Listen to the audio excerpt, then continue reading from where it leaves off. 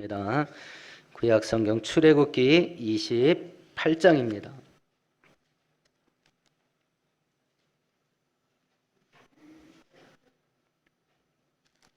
124페이지입니다. 15절에서 30절까지 한 절씩 교독합니다. 15절에서 30절까지 한 절씩 교독합니다.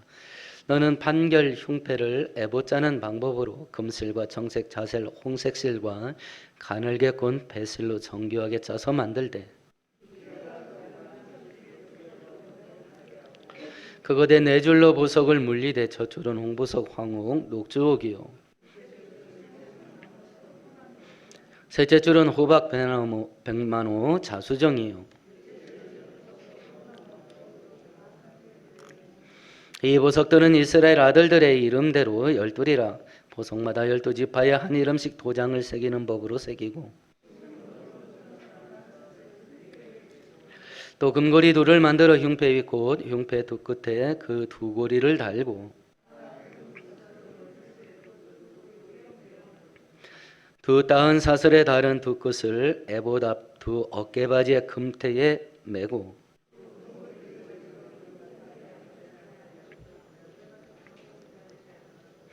또 금고리 둘을 만들어 에봇 앞 두 어깨바지 아래 띠 매는 자리 가까운 쪽 곧 정교하게 짠 띠 위쪽에 달고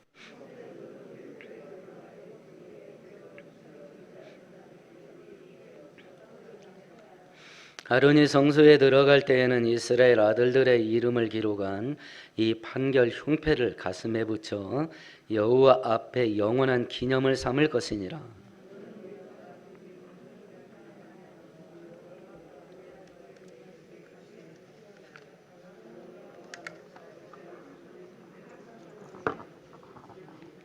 아멘, 아멘.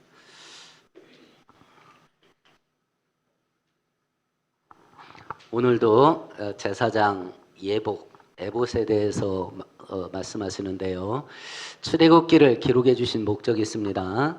출애굽기를 통해서 하나님이 당신이 택한 백성들을 어떻게 구원하시는가 하는 것과 또 율법을 주심으로 구원받은 백성들은 어떻게 살아야 되나를 알려주시기 위함이고요.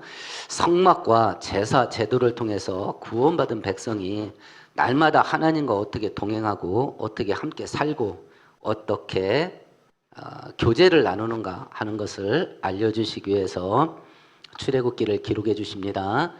성막을 만들게 하시는 분량이 출애굽기 내용 가운데 가장 많아요.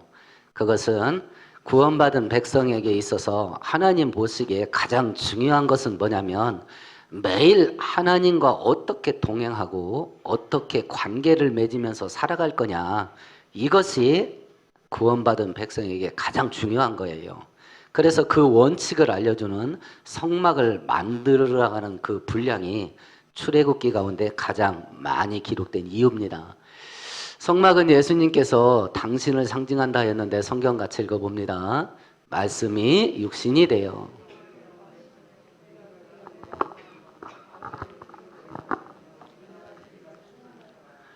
여기 거하심에라는 단어가 장막을 치다라는 단어예요. 그래서 예수께서 당신이 이 땅에 오신 진짜 성막, 구약의 성막은 예고편이에요. 그리고 그림자입니다. 예수님 당신이 진짜 성막이라 그랬어요. 그래서 성막 안에 있는 도구, 성막 안에 있는 그리고 제사 종류, 이 모든 것들은 두 가지를 설명해 줍니다.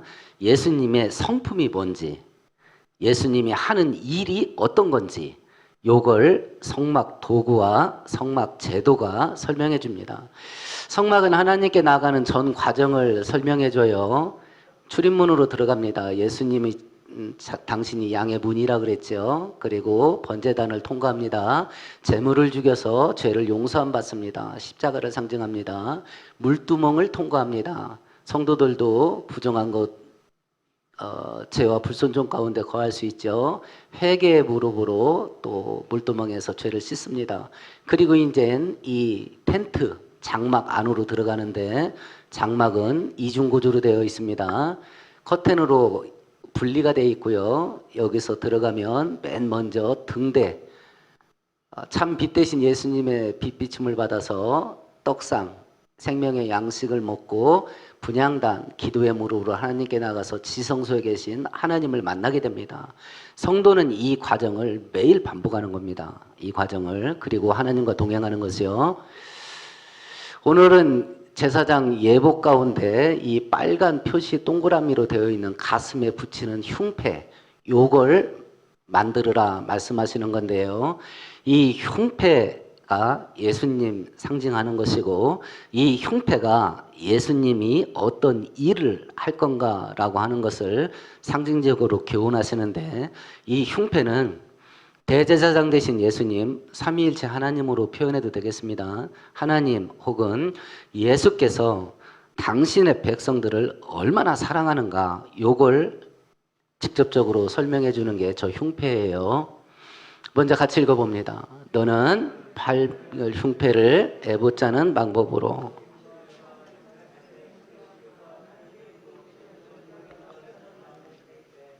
흉패를 만들으라 말씀하시는데, 흉패는 이렇게 되어 있습니다. 확대하면 요 뒤 네모진 것이 일종의 바탕판이에요. 판.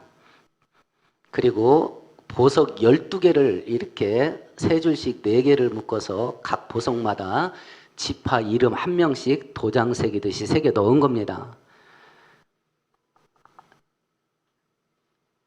흉패 재료가 되는 그 보석을 고정시키는 그 바탕판이 있어요. 5가지 색실로 우리식으로 말하면 그 돗자리 짜듯이 그렇게 짜는 겁니다. 금색실은 영원히 변하지 않는 하나님이신 예수님 상징하는 것이고요. 청색은 하늘을 상징해서 하나님이신 예수님을 상징합니다. 자색은 왕의 색깔입니다. 왕이신 예수님을 상징하는 것이고요. 홍색은 고난당하신 예수님 상징합니다. 흰색은 죄 없이 거룩한 예수님을 상징해요. 그러니까 이 흉패 바탕판이 5가지 색실로 꾸며져 있으면서 이 각각의 색이 예수님의 인격을 상징해요. 이런 성품을 갖고 계신 예수께서 어떤 일을 하냐면, 이 보석 12개 가지고 12지파에 이름을 새겨 넣으라 하였는데, 이 흉패 안에 또 다른 3번째 그 도구가 있어요. 같이 읽어봅니다. 너는 우림과 둠빔을 판결 흉패 안에 넣어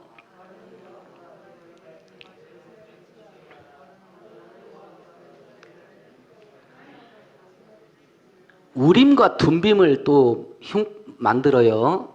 그리고 흉패 안에 넣으라고 하는 거 보니까 흉패가 주머니처럼 돼 있는 거예요. 그러니까 봉투를 생각하셔요. 겉에는 12보석을 받고 그 뒤쪽에 봉투처럼 된 주머니 안쪽에는 우림과 둠빔을 넣는데, 우림과 둠빔은 성경에 어떤 모양으로 되어 있는지 단 한 번도 설명되어 있지 않아요.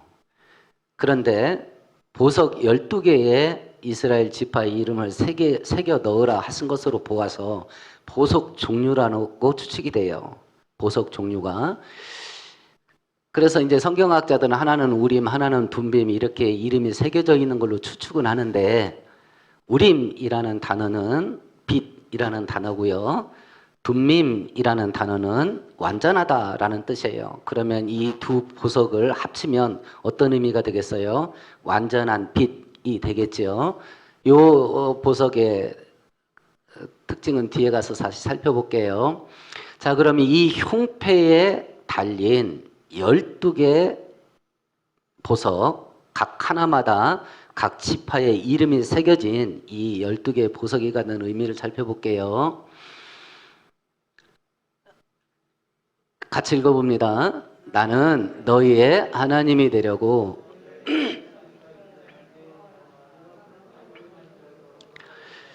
대제사장이 저 예복을 입고 하나님께 제사를 드리러 하나님께 나가면 자동적으로 12지파가 어떤 일을 하겠어요? 제사장 가슴에 달려서 하나님께 나아가겠지요. 이것이 상징하는 게 뭐냐면 12지파는 하나님께 바쳐진 자들이에요. 하나님께 바쳐진 자들. 성경에서 구별되다, 거룩하다라는 의미는 똑같습니다. 용도가 다르다는 뜻이에요. 우리가 거룩한 백성이에요. 우리는 용도가 달라요. 용도가 다릅니다. 혹시 집에서 이제 명절 때 고기 요리하실 텐데 삽으로 자르시는 분 있어?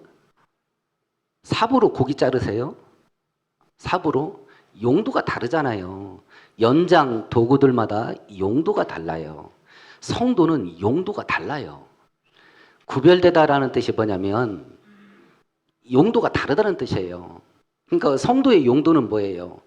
하나님을 위해서 쓰이는 도구들이에요. 용도가 달라요. 그러니까 내가 돈을 벌어도 하나님께서 그 돈 버는 일을 통해서 나를 쓰시고 싶은 거예요. 직장을 다니면 직장 다니는 일을 통해서 나를 쓰시고 싶은 거예요. 그럼 우리는 고민을 해야죠. 내가 이 직장 다니고 이 사업하고 이 일을 하면서 하나님이 나를 어떤 도구로 쓰려고 하시는가, 이걸 고민해야 될 이유가 용도가 다르기 때문에 그렇습니다. 구별되다, 거룩하다라는 단어가 용도가 다르다라는 뜻인데, 이것이 구약 성경에 용도가 특별하게 구별된 사람이 나실인인데, 이 나실이라는 단어가 구별되다, 거룩하다라는 뜻이에요. 그러면 이 12지파가 하나님께 구별된 자가 된다는 이야기인데, 거룩한 자가 된다는 건데, 그래서 하나님께서 니네들이 내 앞에 나왔냐? 그러면 너희들 거룩해야 돼 라고 하는 의미인데요. 그러면 이 거룩하게 되는 게 뭐냐 대체? 우리가 다 하나님을 위한 용도로 쓰임받는다는 뜻이 뭐냐? 그걸 설명해 주는 게 이 나실인 제도인데, 그럼 나실인은 어떻게 살아야 되냐? 3절 같이 읽어봅니다. 포도주와 독주를 멀리하며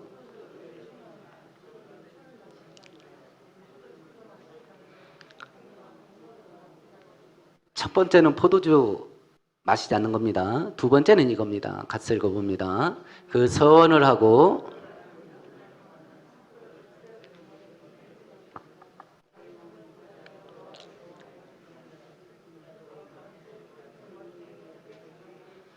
두 번째는 머리털 자르지 않는 겁니다.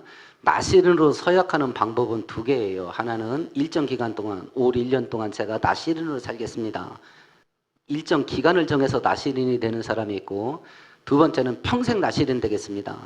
평생 나실인 된 사람이 사무엘입니다. 그건 엄마의 서원으로 됐어요. 하나님이 찍어서 너 나실인데 라고 한 게 아니에요. 부모의 서원으로 사무엘은 평생 나실인 됩니다. 그래서 사무엘은 평생 머리 깎으면 안 돼요. 하나님이 얘는 나실인이야 하고 딱 찍어서 보낸 사람이 있어요. 그게 누구냐면 삼손이에요. 삼손 엄마한테 너가 아들 낳을 건데 걔는 나실인이야.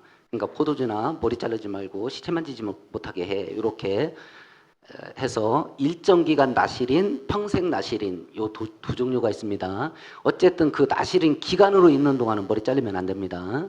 세 번째는 이겁니다. 같이 읽습니다. 자기의 몸을 구별하여. 요 세 가지입니다. 나실인은. 그럼 의미가 뭐냐? 포도주를 마시지 마라.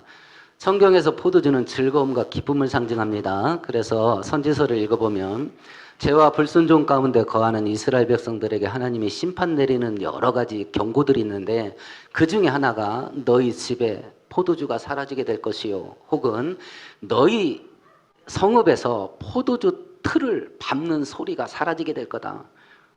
포도주 없으면 안 먹으면 그만이지. 근데 포도주가 의미하는 게 즐거움과 기쁨이에요. 그래서 하나님께서 너희 집에 포도주가 사라지게 만든다라는 말은 너희 집에 기뻐할 만한 일, 씨가 마르게 하겠다라는 경고예요. 이게. 그러니까 나실인이 포도주를 먹으면 안 된다라는 말은 나실은 삶의 목적을 세상 재미와 즐거움을 누리는 것에 두지 않는다, 이 뜻이에요. 하나님이 기뻐하는 일을 하는 걸 즐거워하는 거예요. 그걸 즐거워하는 겁니다. 두 번째는 머리 깎지 말라라는 건데, 머리는 권위의 상징이에요. 그래서 머리에 손대는 걸 하나님 권위에 도전하는 것으로 성경에서 의미를 해요. 그래서 머리를 깎지 않는다라는 말은 하나님 권위에 들이박지 않는다, 하나님 권위에 대적하지 않는다. 절대 순종한다. 이런 의미가 있고요. 세 번째는 시체를 만지지 않는다. 시체는 왜 생겼어요? 성경적인 원리로 따지면. 죽음은 왜 왔어요? 죄의 결과죠. 그래서 시체를 죄의 결과로 봐요. 그래서 시체를 만지지 않는다라는 말은 죄된 것, 더러운 것, 부정한 것, 손대지 않는다. 이런 의미예요. 이게 이제 하나님께 구별된 자가 자기 인생을 어떤 용도로 살아야 될 거냐, 이런 용도로 살아야 된다. 그러면 이 시대 나시린이 누구냐? 같이 읽어봅니다. 그러나 너희는 택하신 족속이요.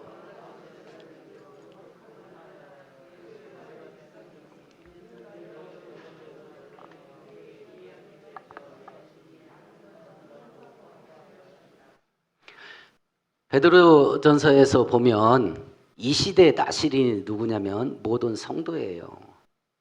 모든 성도는 이 시대의 거룩한 제사장이에요. 왕 같은 제사장. 그래서 우리가 이 땅에서 살아가면서 나라고 하는 인생을 어떤 용도로 살아가야 될 거냐. 나시린 용도로 쓰는 겁니다. 내 인생을.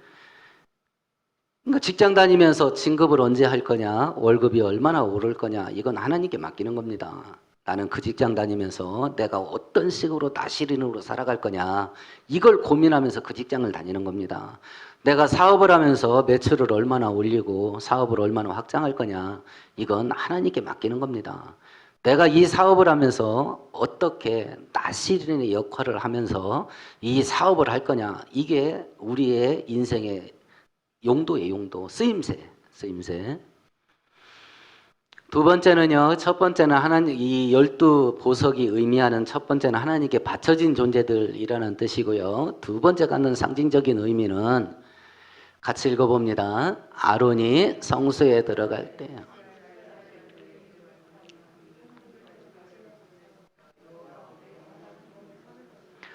이스라엘 백성들은 지금 어디에 존재해요?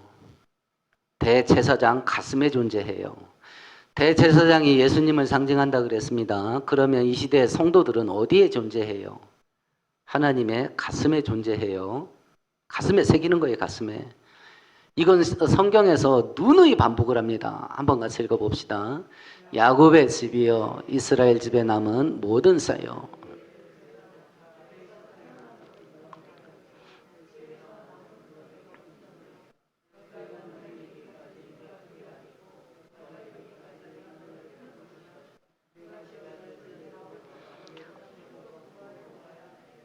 성도는 하나님의 가슴에 품긴 자들이라는 걸 성경에서 누누이 강조합니다. 우스갯소리로 이런 소리가 있죠. 이 가지고 다니는 이 백이 명품이냐 짝퉁이냐를 언제 알 수 있냐. 비 오면 안다 그러죠.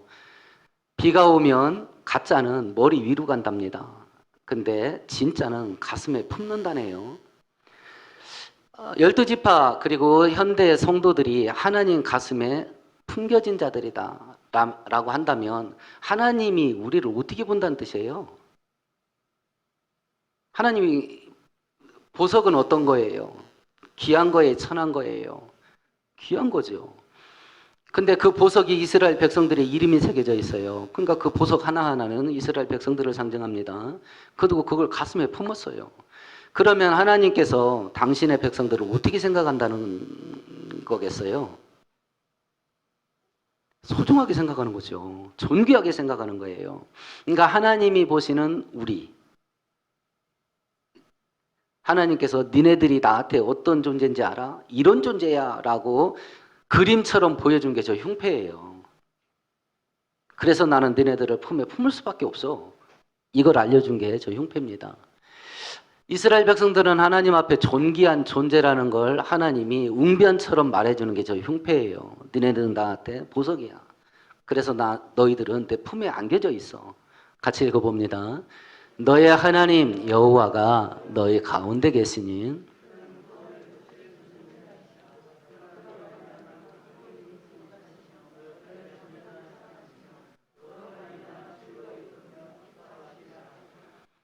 하나님께서 당신의 택한 백성들을 얼마나 사랑하는지 보여주시는 구절이죠. 너무 좋아서 막 환장할 것 같은 그런 표현이죠. 그래서 이 흉패가 우리에게 보여주는 것은 택함받은 성도가 하나님 앞에 얼마나 존귀한 존재냐라고 하는 겁니다. 내가 존귀해서 하나님이 나를 사랑하는 거 아니에요. 나의 신분은 뭐예요? 죄인이에요. 우리가 존귀한 건 하나님이 나를 사랑하기 때문에 내가 존귀한 자예요. 내가 존귀한 자이기 때문에 하나님 마땅히 다 좋아해야 돼. 이건 교만입니다. 잘 생각하셔야 돼요. 내가 존귀한 자라서 하나님이 나를 사랑하는 거 아닙니다. 하나님이 나를 사랑하시기 때문에 내가 존귀한 자가 되는 거예요. 두 번째는 존귀한 자니까 어떡하겠습니까? 가슴에 새기고 지키고 보호하는 거지요. 같이 읽어봅니다. 네가 물 가운데로 지날 때에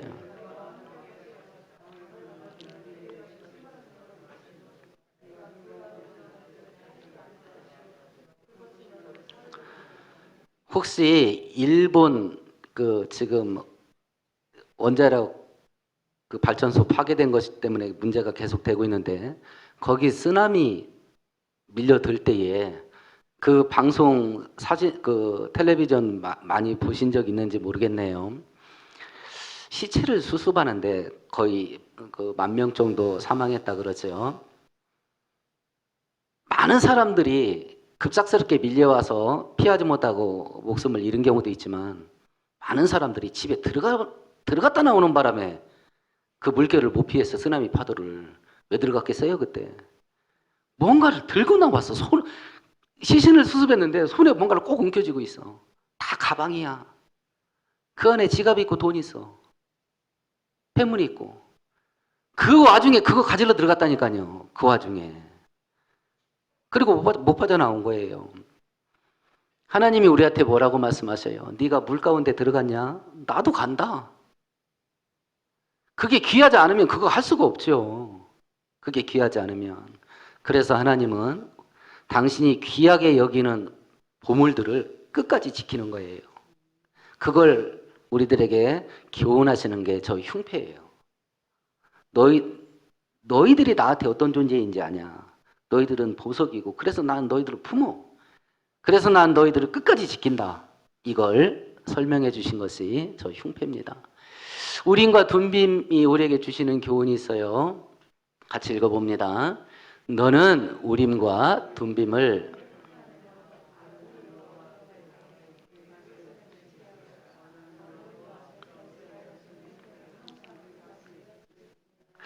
우림과 둠빔의 단어가 완전한 빛이라고 하는 단어인데 그럼 이게 역할이 뭐냐 이게? 이 역할이 요거였어요. 같이 읽어봅니다. 그는 제사장 엘르아살 앞에 설 것이요.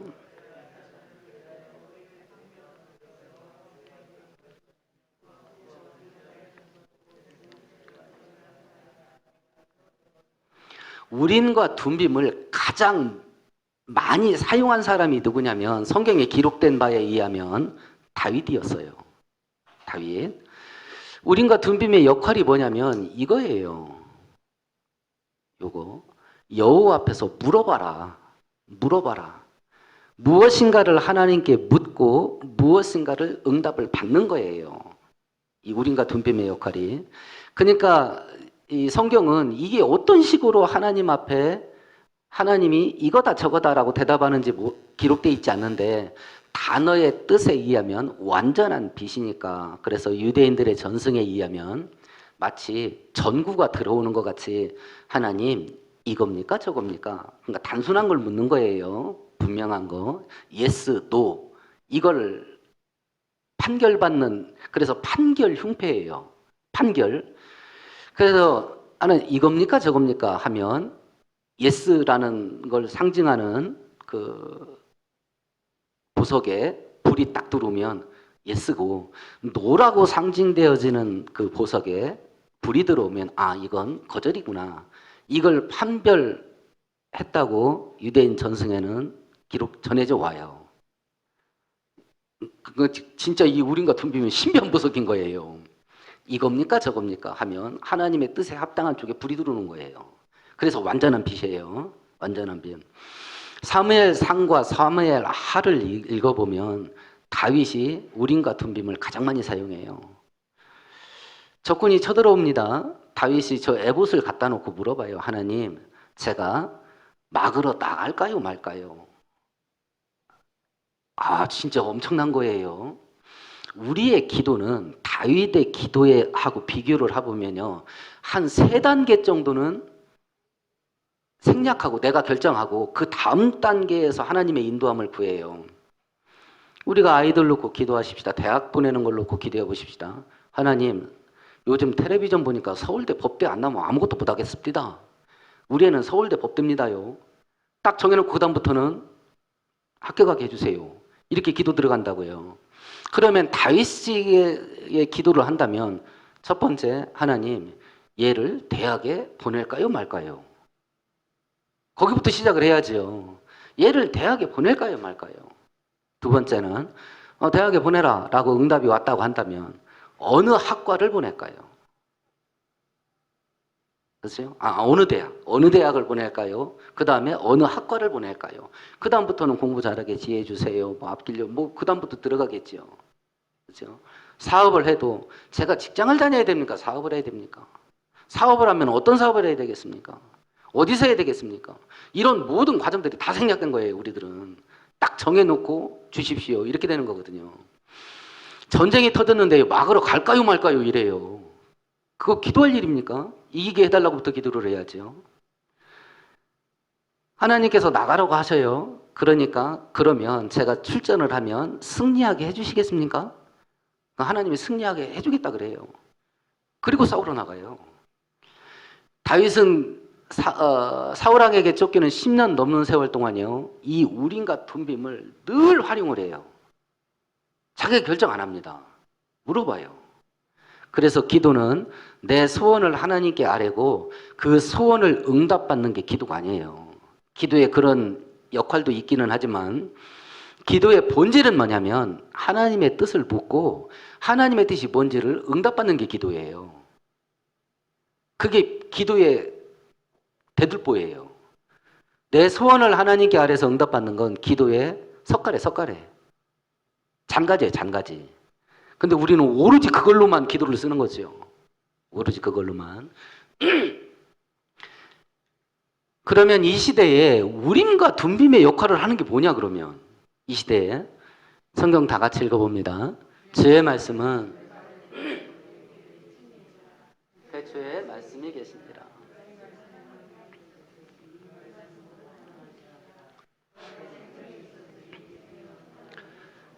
이 시대에 우림과 둠빔의 역할을 하는 것이 뭐냐면 생명의 빛 대신 하나님의 말씀이에요. 하나님의 말씀입니다. 그래서 성경학자들은 말합니다. 한글만 좀 제대로 알면 한글만 알면 성경의 80% 정도는 이해하는데 전혀 지장이 없다. 전혀 지장이 없다. 그러니까 한글만 알면 성경을 통해서 하나님 아버지 좌회전입니까? 우회전입니까? 하나님 아버지 예스예요? 노예요? 이 질문을 해서 그 답을 찾는데 부족함이 없답니다. 한글만 알면. 그리고 한글만 알면 성경의 80%는 다 이해한답니다. 그러면 우리의 문제는 뭐냐면 성경을 모르는 게 문제가 아니라 1번 성경을 안 읽는 게 문제예요. 안 읽는 게 문제예요. 두 번째는 성경을 모르는 게 문제가 아니라 아는 것을 안 하는 게 문제예요. 우리의 문제는 이 시대에 하나님께서 우리를 완전한 길로 인도하는 우림과 둠밈으로 사용하는 완전한 빛이 뭐냐? 생명의 빛 대신 하나님의 말씀이에요. 하나님의 말씀. 이 말씀이 우리를 완전한 길로 인도해요. 이 말씀이. 이제 종합적으로 정리를 해볼게요. 대제사장의 예복 가운데 가슴에 달린 흉패를 오늘 배웠습니다. 이 흉패가 상징하는 게 있어요. 첫 번째는 그 흉패에 12가지 보석에 이스라엘 백성들의 이름이 새겨져서 하나님께 바쳐집니다. 하나님께 바쳐진 이스라엘 백성들은 용도가 달라요. 용도가 달라요. 구별돼요. 그럼 구별된 사람은 어떻게 사냐면 포도주를 금지합니다. 머리를 깎지 않습니다. 시체를 만지지 않습니다. 세상 즐거움을 위해서 살지 않고 권위를 대적하지 않습니다. 거룩하게 삽니다. 야, 그러면 우리들 인생이 얼마나 빡빡하냐, 이게 재미도 하나도 없고 이렇게 사는 거냐? 아닙니다. 나시린으로 사는 것은 우리를 고달프게 살라고 하는 게 아닙니다. 하나님의 은혜와 축복은 나시린에게 주어져요. 구별된 자가 받는 거예요, 하나님의 은혜는.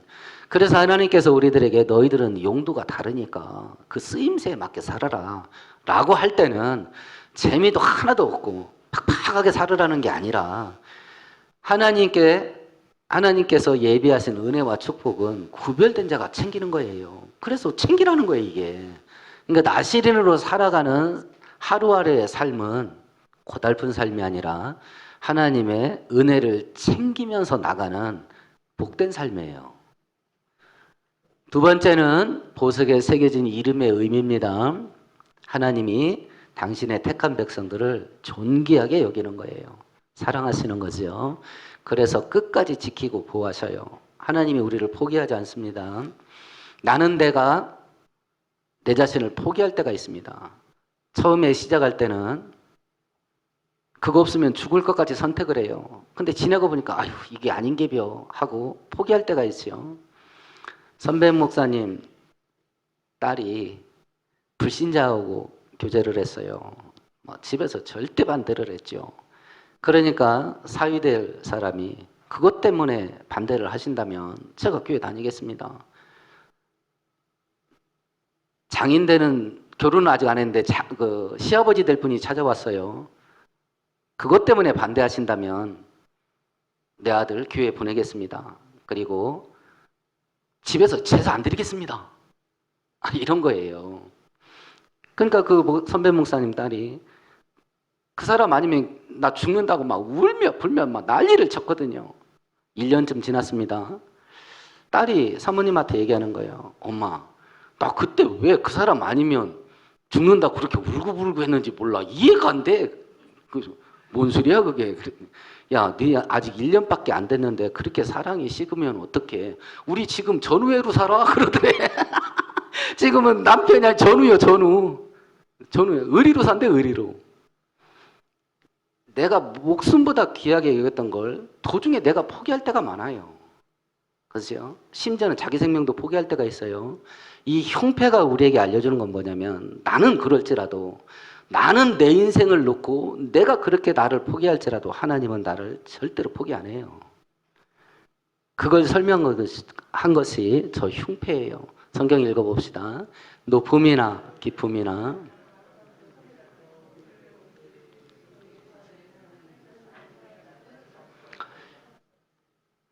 로마서 8장을 설명해 주신 것이 바로 저 흉패의 의미고요.